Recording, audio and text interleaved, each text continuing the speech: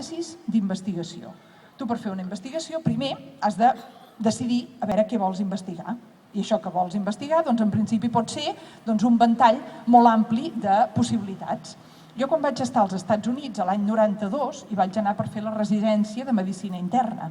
I durant la residència vaig poder fer també uns mesos d'investigació en un laboratori que era del professor Ian Hay, un viròleg d'origen escocès, amb el qual vaig poder treballar durant aquests mesos. A mi em va estranyar que en aquest laboratori s'estés investigant en aquell moment el virus de l'herpes simple, tipus 6 i 7, si tenia alguna relació causal amb la síndrome de la fatiga crònica, que ara avui en dia ja es coneix més, però que l'any 92 al nostre país no en parlàvem gaire.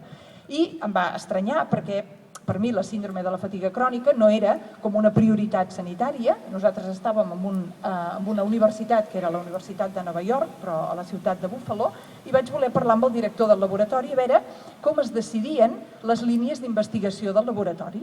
I llavors em va fer cridar a part i em va dir, bé, ara li he de fer tota l'explicació.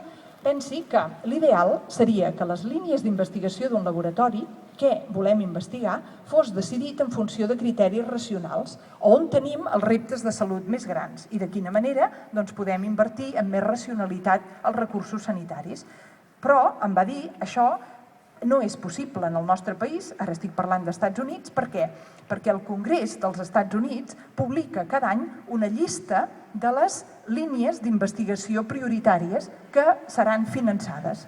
I aquesta llista, si jo vull que em financin en el meu laboratori, jo tinc moltes més possibilitats que ho facin si m'apunto en una d'aquestes llistes o en un d'aquests ítems de la llista de prioritats d'investigació. I aquesta llista de prioritats d'investigació està decidida, com dic, pel Congrés. Això és la situació dels Estats Units. I el Congrés dels Estats Units, ja sabeu que és un lloc on es permet de forma oficial que hi hagi lobby.